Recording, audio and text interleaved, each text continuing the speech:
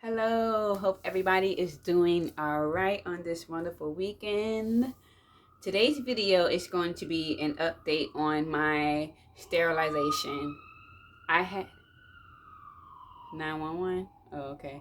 I had a bilateral salpingectomy completed on September 26, 2022, and this is the update. There's not really a huge update. I have no regrets on doing that surgery. I feel very good about it.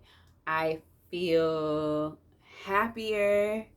I have no lingering anxiety around, you know, pregnancy scares, and I am very happy I did it as a single woman. I still am. And I will say that the healing process was smooth. It was really smooth, and I feel like I needed the 6 weeks that my job had given me. I know right off rip, the only thing that is a thorn in my side right now with the whole thing is dealing with the insurance company. But that's another video. I do intend to talk about the whole process of getting this procedure 100% covered with my insurance as it should have been by now. So, healing was smooth.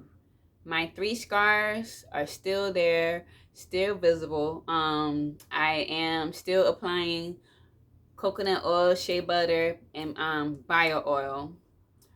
And it's 4 months now, and they're still pretty dark, but I have, just kind of backed off of how noticeable they are. I cannot let that stop me from, swimsuit weather type stuff. I just can't, because I'm proud of that surgery, and if they fade, they fade. If they don't, they don't. I just, whatever. So there is that. I have no regrets, but I did have a couple of moments. My first one was about 35, 60 days in. I realized I had this moment of realization of what a permanent thing I had done. And that, the only way you can have a baby is to do IVF. Even though I am child free, and that's by choice, it was kind of surreal / weird having that moment, because I feel like I have always known that not only do I not want children, like I am not interested in carrying a child, the pregnancy part. So I found that a bit like, but then I just said that, you did something that was really permanent. So there may be some lingering thoughts that are just coming up, and, just realize just how permanent this was. Like, you're sterilized. That's why I kept telling myself, like, you're sterilized. Like, this is it. No, like, there's no coming back from this. So I just let myself have the moment, and I was like, okay, but that's what we want, I still had no regrets. So then I had another moment that came to me that I had never thought about before, and that was fostering. If I did change my mind and I did want to put my love into a child, I would be open to fostering. This developed after I saw a documentary about the foster care system in this country. Well, this one was specifically in LA, California.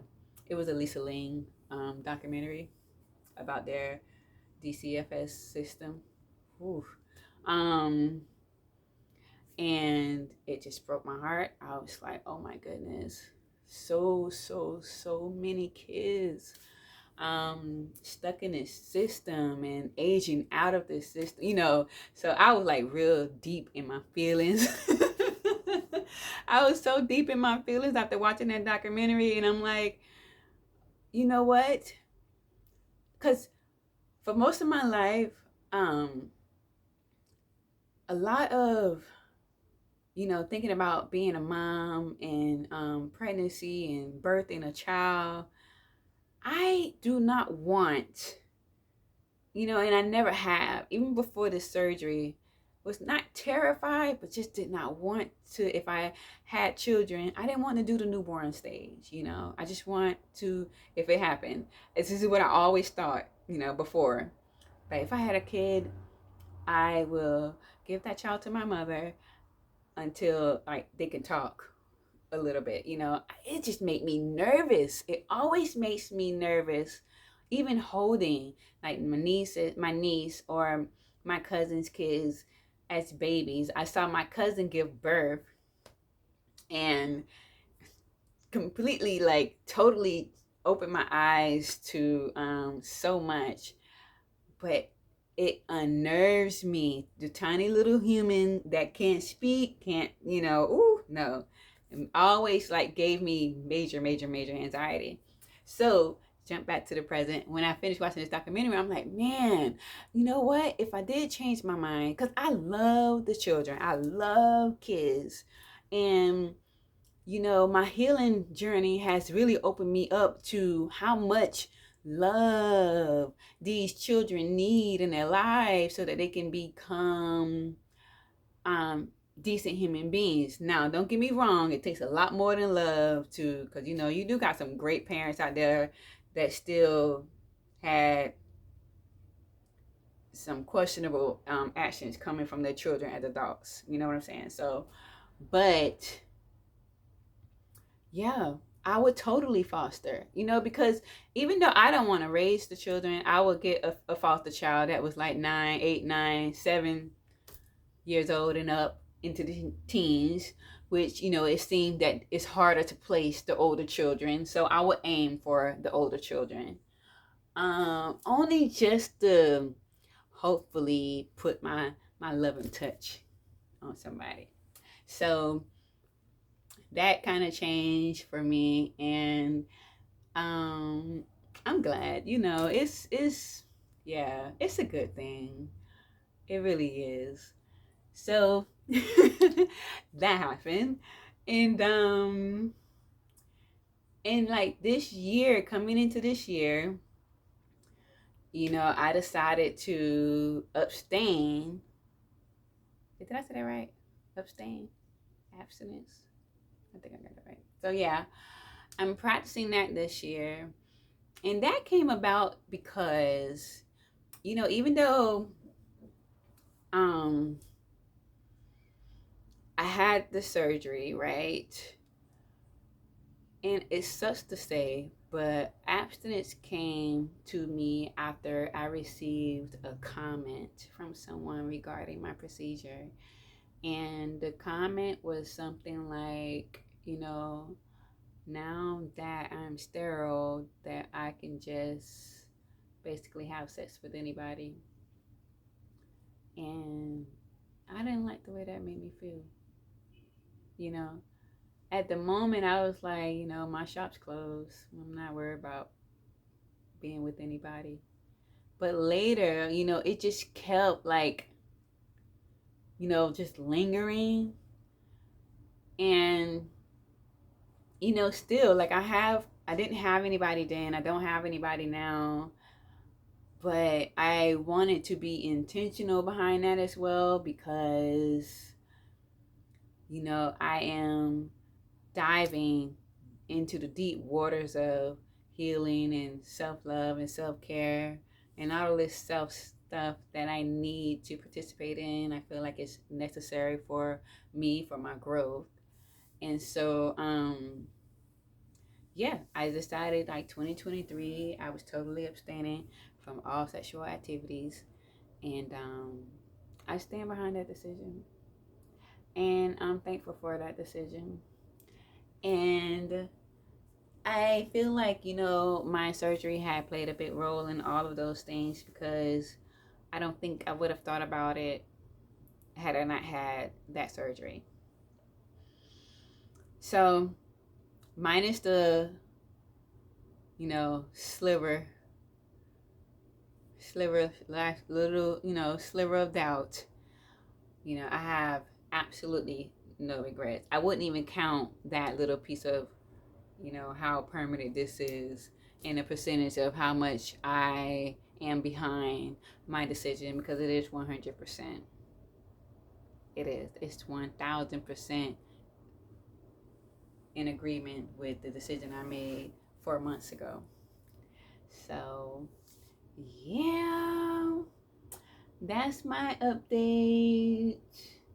Now, I'm still dealing with the insurance company though.